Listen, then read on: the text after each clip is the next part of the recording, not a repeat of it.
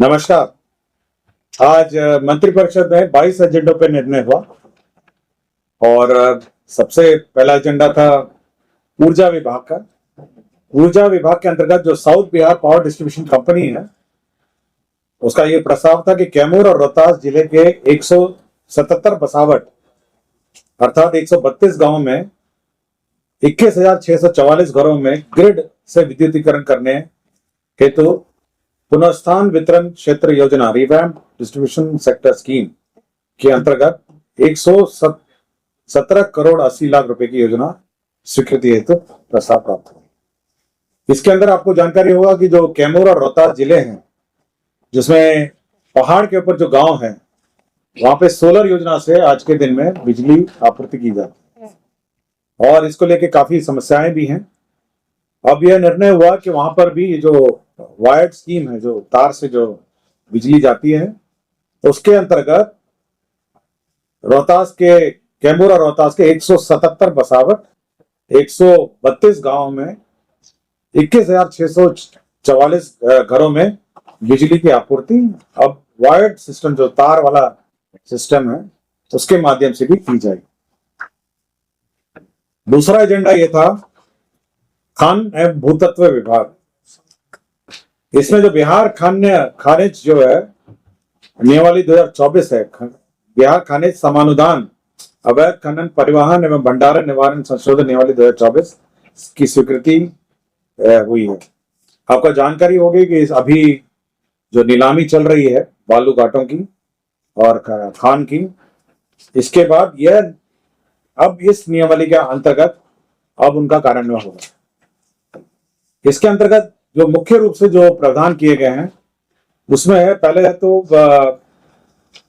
विलंब शुल्क, विभिन्न जो लाइसेंस प्राप्त करने के हैं उसमें विलंब शुल्क का निर्धारण किया गया।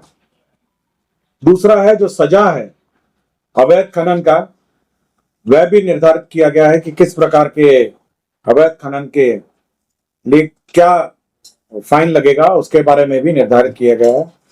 और हर चीज के लिए हर व्यवस्था, हर स्टेप में समय सीमा निर्धारित की गई है। और यहां तक जो अन्य जुर्माना है, जैसे साइन बोर्ड नहीं लगाना 50,000 रुपए, कोऑर्डिनेट के साथ सीमाकरण नहीं करना उसके 5 लाख रुपए, पानी से छिड़काव नहीं करना उस पर 50,000, प्रकाश की व्यवस्था न करना 50,000। तो हर चीज के लिए इसमें फाइन निर्धारण किया है। साथ ही साथ बिना ढके हुए लघु खनिज के परिवहन ट्रैक्टर पे 5,000, अन्य बड़े वाहन में 25,000, गीला बालू का परिवहन में ट्रैक्टर में 5,000, बड़े वाहन में 25,000, बिना विशिष्ट रंग के रंगों के वाहन। आपको जानकारी होगी कि अब जो बालू या जो खनिज ढोएंगे उनका एक विशिष्ट रंग भी होगा, कलर कोडिंग। अगर उस कोडिंग में नहीं होगा तो प्रथम बार उल्लंघन में 1 लाख रुपए है और दूसरी बार अगर किया जाएगा तो उसको अवैध खनन माना जाएगा। तो जीपीएस डिवाइस आपको अधिस्थापन करना है, अगर नहीं कीजिएगा ट्रैक्टर में तो 20,000, अन्य बड़े वाहन में 1 लाख। तो हर चीज के लिए फाइन निर्धारित किया गया। साथ ही साथ जो मट्टी जो माइनिंग है, अगर आप व्यक्तिगत रूप से माइनिंग कर रहे हैं मट्टी अपने व्यक्तिगत कार्यों के लिए तो उस पर कोई रॉयल्टी नहीं है और नॉन कमर्शियल यूज के लिए आप यूज कर सकते हैं। अन्यथा यदि कमर्शियल यूज के लिए अगर आप मट्टी का खदान कर रहे हैं तो उसको भी रॉयल्टी के श्रेणी में लाया गया है। और साथ ही साथ जो हमारे कोसी, बाढ़ और अन्य स्थानों में जो किसानों के खेत में बालू जम जाता है उसको हटाने की भी छूट है। तो हर चीज के लिए इस नियमावली में प्रावधान किए गए हैं और अब जो जितने भी अब नए बंदोबस्त होंगे तो सभी इसके माध्यम से किए जाएंगे। फाइन में आपको पूरा डिटेल भेज दूंगा, सभी का खैरिए मैं पढ़ देता हूँ। अभी सर व्यक्तिगत माइनिंग में आ गया, अभी बड़ी कॉम्प्लिकेटेड व्यवस्था थी, सीओ से सर्टिफिकेट लेना और ये सब है, तो अब बहुत सरलीकरण कर दिया है कि उसमें आपको नहीं करना, मतलब नहीं फाइन होगा। सर ये पर्सनल फार्म लैंड जो है वहां करेगा अपने लिए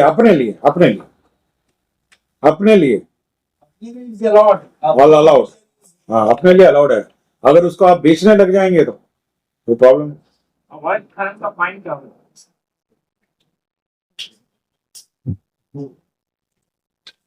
देखिए अगर आपका फाइन लगेगा ट्रैक्टर एवं ट्रॉली पे है 1 लाख का शमन शुल्क। मेटाडोर हाफ ट्रक 407 408 में है 2.5 लाख रुपए। फुल बॉडी ट्रक वाहन में 6 चक्का वाले में 4 लाख रुपए। डंपर में 8 लाख रुपए। क्रेन, नाव, excavator, loader, power hammer, compressor, drilling machine ये है 10 लाख रुपए। तो हर चीज में फाइन लगा दिया गया इस बार, और फाइन बढ़ा दिया गया है और प्रक्रिया निर्धारित। गृह विभाग का प्रस्ताव था।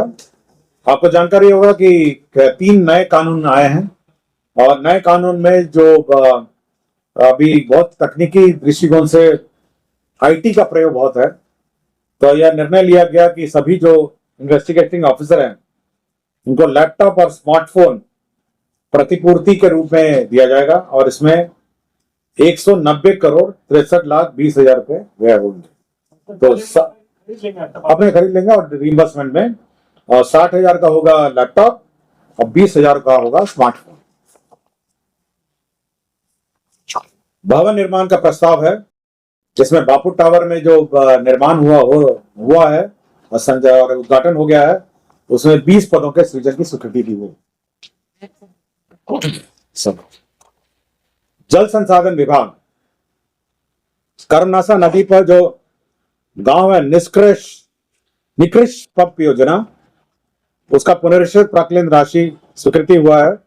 89 करोड़ 94 लाख 46 हजार रुपए स्वीकृत हुए। कर्मनाशा नदी पर निष्कृष्ट पंप नहर योजना।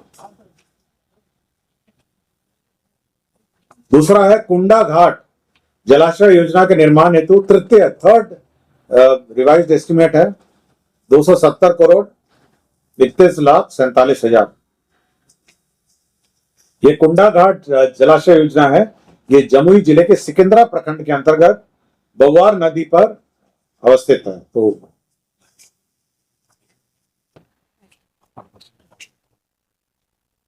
जल संसाधन विभाग का एक बीसीएफ का प्रस्ताव आया है। जल संसाधन के जो भारत सरकार की योजना है, प्रधानमंत्री कृषि सिंचाई योजना, इसमें 49 करोड़ का ये बीसीएफ एडवांस कंटीजेंसी एडवांस आया है प्रस्ताव।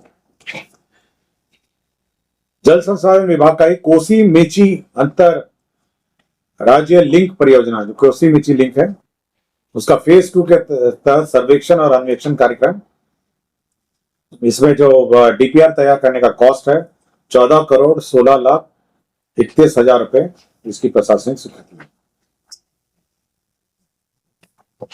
एक डॉक्टर साहब थे, डॉक्टर जनार्दन प्रसाद सुकुमार, तत्कालीन क्षेत्र अपर निदेशक स्वास्थ्य सेवाएं पटना प्रमंडल, इनको डिसमिस किया गया था। माननीय उच्च न्यायालय ने इनको रिस्टोर कर दिया है, और इसलिए इनको सेवा से बर्खास्तगी कर जो दंड है उसको निरस्त कर दिया।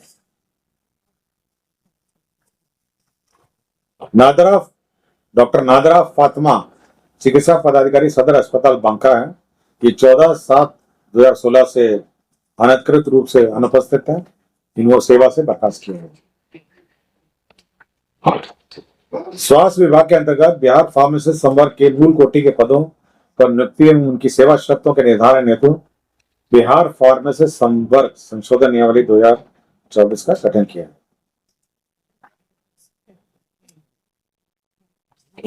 लोक स्वास्थ्य अभियंत्रण विभाग के अंतर्गत कार्य निरीक्षक संवर्ग, जो हमारे जो इतने ब्लॉक में कार्य चल रहे हैं, पंचायतों में पेयजल योजना चल रही है, उसके अंतर्गत कार्य निरीक्षक संवर्ग के कर्मियों के सुव्यवस्थित प्रबंधन, नियुक्ति तथा सेवा शर्त के विनियमन हेतु लोक स्वास्थ्य अभियंत्रण विभाग क्षेत्र निरीक्षक संवर्ग नियमावली 2024 की स्वीकृति है। इसके अंदर करीब 1114 कार्य निरीक्षक पदों का सृजन पूर्ण में हो गया है, उन्हीं की सेवा शर्त नियमावली है। श्रम संसाधन विभाग के अंतर्गत मोकामा में आईटीआई का जो पद है उसका सृजित हुआ है। अब 43 पदों का आईटीआई मोकामा में पद सृजित हुआ है। सामान्य प्रशासन का यह था कि जो तकनीकी सेवा आयोग है, उसको जो एग्जाम कंडक्ट कराने के लिए 6 करोड़ का बीसीएफ एडवांस अग्रिम लिया गया है। सामान्य प्रशासन का ही बिहार लोक सेवा आयोग के अध्यक्ष की अनुपस्थिति में जो वरिष्ठतम सदस्य हैं, वे जब प्रभार में रहते हैं, उनको 200 रुपए प्रति माह विशेष वेतन भत्ता दिया जाता है। इस विशेष वेतन भत्ता को बढ़ा के 15,000 कर दिया गया। कृषि विभाग के कृषि सेवा कोटि 3 रसायन समूह क एवं पदों का सृजन एवं पुनर्गठन हुआ है। बिहार कृषि सेवा पौधा संरक्षण के पदों का क और ख में पदों का सृजन एवं पुनर्गठन हुआ है। कृषि सेवा का ही कृषि अभियंत्रण समूह क और क पदों का सृजन एवं प्रत्यार्पण हुआ है। दरभंगा न्याय मंडल के अंतर्गत बिरौली अनुमंडल न्यायालय में जिला एवं अपर सत्र न्यायाधीश की स्थापना हेतु जिला एवं अपर सत्र न्यायाधीश का एक पद का सृजन हुआ है। और बिहार उच्च न्यायिक सेवा जिला न्यायाधीश कोटि के स्वीकृत संवर्गीय पद बल के आधार पर प्रवर कोटि एवं अधिक काल वेतनमान के पदों का सम परिवर्तन की स्वीकृति दी गई है।